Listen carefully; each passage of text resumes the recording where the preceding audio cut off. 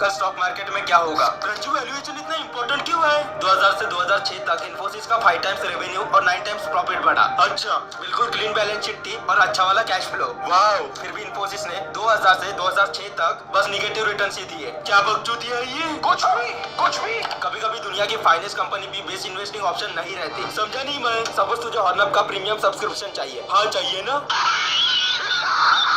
कभी वो 800, 1000 या 1200 का रहता। 1200 बहुत महंगा हो जाता है यार, वो सब्सक्रिप्शन 1000 की ही लायक है बस। तो 1200 हुआ ओवर वैल्यूड और 800 अंडर वैल्यूड। अच्छा समझा। तो इन्फोसिस 2000 से 6 तक ओवर वैल्यूड थी, जो कि बिल्कुल सही टाइम नहीं था उसे खरीदने का। एग्जैक्टली। तो हम सही टाइम कैसे पता करें फिर किसी भी स्टॉक को खरीदने का? पी रेशो, ये बहुत ही फेमस रेशो है। अच्छा, सपोज हॉर्नअप का पी पिछले 5 सालों में ये रहा है, तो एवरेज पी हुआ 21। अगर आज भी हॉर्नअप फंडामेंटल स्ट्रॉन्ग है तो रेफर कर स्टार्ट हो। इंडस्ट्री पी, वेबसाइट पर इंडस्ट्री पी रेडीमेड मिलता है। अच्छा, सपोज अगर हॉर्नअप इंडस्ट्री का पी 15 है, तो नीचे के चार्ट में सबसे पहले ज्यादा अंडर वैल्यूड और ओवर वैल्यूड कौन है वेंड्रो? जॉनी अंडर वैल्यूड है, ओविया, स्नारी और जर्पी हुए तो ओवर वैल्यूड है। करेक्ट। रज्जू, क्या हम जॉनी भैया को विन डीजल और जॉन सीना के साथ कंपेयर कर सकते हैं?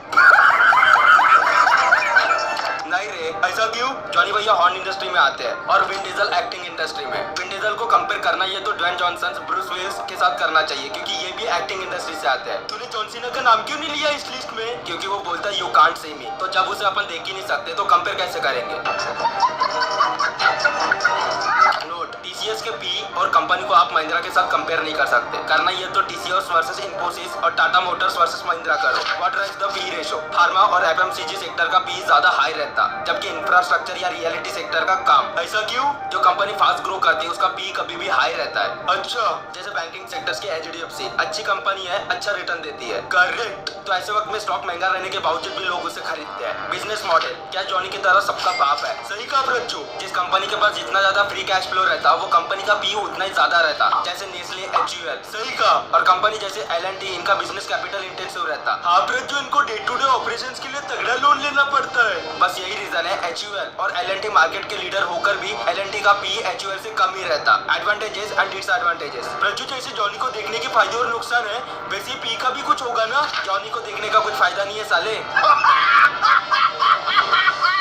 Accounting tricks. पी में ई का मतलब अर्निंग है, या अपन सिंपली उसको रिपोर्टेड प्रॉफिट भी बोल सकते हैं। अर्निंग को तो कंपनी आराम से मैनिपुलेट कर सकती है, इसलिए तो इस पर फुली डिपेंडेंट नहीं रहना चाहिए हमें। PS ratio. पीएस में एस मतलब सेल्स, रेवेन्यू। कंपनी सेल्स से ज्यादा नेट प्रॉफिट को मैनिपुलेट करती है। अच्छा, दूसरी बात, अर्निंग के कंपैरिजन में सेल्स कम वोलेटाइल रहती है। डिसएडवांटेजेस। सेल्स और इसका मतलब ये नहीं है कि प्रॉफिट भी हो रहा। अब जोमेटो, पेटीएम को ही देख लो। एसेट्स और लायबिलिटी समझता क्या? हाँ, रील देखा था ना अपनी मोस्ट व्यूड वाली। तुझे प्रॉपर्टी 25 की उम्र में चाहिए कि 60 की? 23 की उम्र में। अरे बाप रे, मुझे बस 23.5 सेकंड दे, मैं तुझे इस पूरी बुक का सार दूंगा। दे दिया। जिसकी कीमत बढ़ती, जहाँ से रेगुलर इनकम आती, वो एसेट है, जैसे प्रॉपर्टी, स्टॉक, बॉन्ड्स। जिसकी कीमत घटती, जहाँ से इनकम नहीं आती, वो लायबिलिटी है, जैसे एक्सपेंसिव टीवी, मोबाइल, कार। अमीर एसेट्स को बिल्ड करते हैं और गरीब मिडिल क्लास लायबिलिटी। इसलिए अमीर और अमीर बनता, गरीब और गरीब। आपका घर प्रॉपर्टी में आता है, पर वो एसेट नहीं है। पता है ऐसा क्यों? उसके लिए फॉलो रज्जू। अब इसे डिप में समझते हैं। ओके, जो आपके जेब में पैसा डाले वो एसेट, जैसे dividend, rental income, stock etcetera.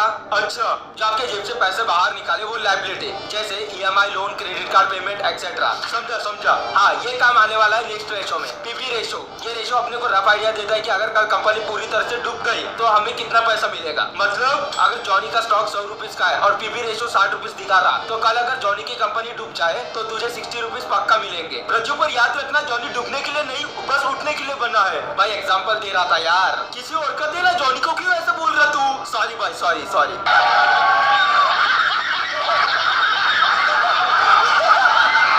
Banking stocks, assets जिनको जल्दी कैश में बदला जा सके, उन्हें लिक्विड एसेट्स बोलते हैं, जैसे mutual fund, bond, saving bank account etcetera. Banking और फाइनेंशियल स्टॉक के पास तो ये भर के रहते होंगे, इसलिए तो पीवी रेशो बेस्ट है इनके लिए। कैपिटल इंटेंसिव बिजनेसेस, एसेट्स जिनको अपन टच कर सकते हैं उन्हें टेंजिबल एसेट्स बोलते हैं, जैसे कि इक्विपमेंट, मशीन, गाड़ी, नुल्लू एक्सेट्रा। अरे नुल्लू तो सबसे बड़ा एसेट है, किसी का तो पूरा धंधा ही नुल्लू पर चलता है। ऐसे कंपनी कंपनी जिसके पास ज्यादा टेंजिबल एसेट्स रहते हैं, पीबी रेशो से उनको इवेलुएट करना थोड़ा आसान हो जाता है। नुकसान बेंचो, सर्विस सेक्टर, एसेट जिन्हें आप टच नहीं कर सकते जैसे brand value, patent, licenses, trust, copyright, ये इंटेंजिबल एसेट्स है। हम पीबी रेशो से इन्हें कैलकुलेट नहीं कर सकते। जैसे कि टाटा ट्रस्ट और आईफोन ब्रांड वैल्यू के लिए जाना जाता है, क्या हम कैलकुलेट कर सकते हैं ट्रस्ट और ब्रांड वैल्यू को? नहीं यार, ये तो पैर की तरह है। इनएक्यूरेट मेजर, 10 लाख की कार की कीमत शोरूम से बाहर निकलते से ही 10-15% से गिर जाती है, इसे बोलते हैं डेप्रिशिएटिंग एसेट। अच्छा, तो कंपनी जो एसेट्स हमें बैलेंस शीट पर शो करती है वो 10 लाख की जगह 5 से 8 लाख भी रह सकती। समझा? तो कंपनी हमें उसकी जमीन, मशीन, इक्विपमेंट की गलत कीमत भी दिखा सकती और पीबी रेशो इसमें काम नहीं आएगा। करेक्ट। मिथ 1, कम कीमत वाले स्टॉक सस्ते हैं और ज्यादा कीमत वाले महंगे।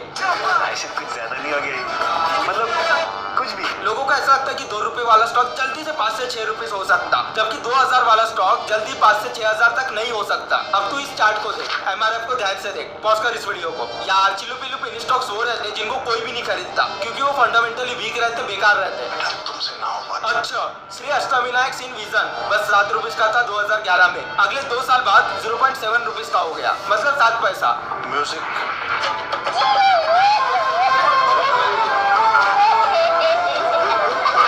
मेरे पास भी कुछ एग्जांपल्स हैं। किंगफिशर एयरलाइंस, रे एग्रो, 3i इन्फोटेक, मेटो। लो पी वाले स्टॉक्स में इन्वेस्ट करना वैल्यू इन्वेस्टिंग है। पहली बात तो बस पी के भरोसे पर हमें स्टॉक में इन्वेस्ट नहीं करना चाहिए। क्यों? क्योंकि पी के एडवांटेजेस के साथ उसके डिसएडवांटेजेस भी आते हैं। अगर पी काफी लो है, इसका ये भी मतलब हो सकता है कि कंपनी में कुछ घपला चल रहा।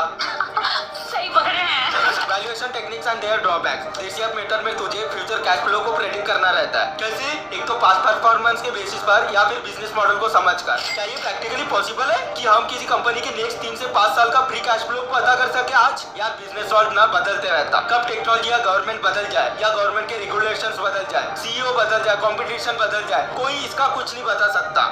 दिल से बुरा लगता है भाई। रज्जू, ये डीसीएफ वगैरह ना थियोरेटिकली बहुत सेक्सी लगता, प्रैक्टिकली बहुत अगली है, किसी काम का नहीं। गजब बेइज्जती है। जून 2013 में एस्टर पॉलिटेक्निक की प्राइस ₹2000 थी और वो 3540 के पी पर था। अच्छा, अगर तूने इस पर डीसीएफ मेथड का यूज किया रहता ना तो तुझे लगा रहता कि ये स्टॉक तो हाईली ओवरवैल्यूड है। फिर क्या एक ही साल में 250 से 800 पर चला गया वो स्टॉक, वो भी पूरे 50 के पी के साथ। और so called stock market gurus overvalued ही कहते रह गए होंगे इनको। इसी के समान stock market gurus Page Industries, Eicher Motors, HDFC, इनको भी ओवरवैल्यूड बोल रहे थे। मॉरल, कोई भी वैल्यूएशन टेक्निक या फार्मूला नहीं बता सकता परफेक्टली कि हमें इन्वेस्टमेंट करना चाहिए या नहीं। बिजनेस कोर्स आपको ज्ञान देंगे कॉम्प्लेक्स वैल्यूएशन मेथड का, जैसे कि डीसीएफ में asset based valuation, liquidation value method and reproduction cost method. याद रखना स्टॉक मार्केट साइंस नहीं आर्ट है। बात तो सही है। तो याद रखना तुझे किसी भी मेथड पर डिपेंडेंट नहीं रहना चाहिए। अगर तू रहा तो फिर तेरा घर जाएगा इसमें, तेरा घर इसमें चले जाएगा पूरा। वैल्यूएशन के कुछ आसान तरीके। Comparing valuation with its own historical average. मतलब सपोज अर्नब का स्टॉक पिछले 5 साल में 15 से 25 के बीच में ही रहा है। यार तुम दिल खुश कर देते यार अर्नब का नाम लेके। तो जब भी वो स्टॉक 20 या उससे कम के पी पर ट्रेड करेगा, अपन उसको खरीद लेने का।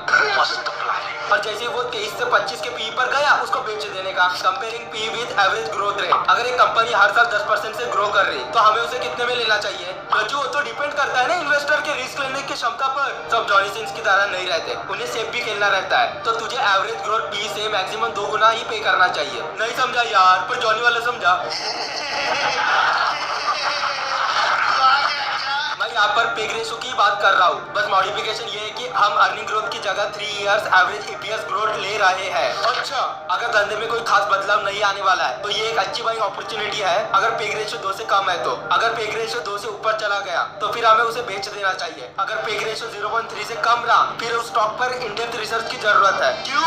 एक तो ये बहुत ही अच्छी बाइंग अपॉर्चुनिटी रह सकती है या फिर बहुत बड़ा ट्रैप। 6 एग्जांपल्स। 2010 से 14 के बीच में यस बैंक का ईपीएस 34% था। उस वक्त स्टॉक का पी 6 से 22 के बीच था, मतलब एवरेज पी 14। तो इससे क्या पता लगता है? नीचे का चार्ट देख तू एक बार, देख एक बार पॉज कर ले, अच्छे से पढ़ ले इसको। अब मेंड्रू तू फिर से नीचे वाले चार्ट को देख। पॉल ने यस बैंक को तब खरीदा था जब वो 10 के पी रेशो पर थी और देख 95% का फायदा हुआ। प्रजू नीचे वाला चार्ट तो देख भाई, 10 के पी पर खरीदा था, 15 के पी पर बेच दिया, 114% का फायदा। कितनी अच्छी और इजी मेथड है प्रजू ये, पर इसके 2 लिमिटेशंस है रे। अरे 2 लिमिटेशंस तो मियां खलीफा के भी है, तू बस बोल यार। फर्स्ट, मेथड तब काम जब तक बिजनेस में कोई चेंजेस ना आए। अच्छा, जैसे यस बैंक के सीईओ राणा कपूर ने एग्जिट किया बैंक से, फिर फास्ट डाटा किसी काम के नहीं है अपने। Second, loss making companies. अगर यहाँ बात कर रहे अर्निंग पर शेयर की, तो लॉस मेकिंग कंपनी का अपन वैल्यूएशन नहीं कर सकते। कोई बात नहीं यार।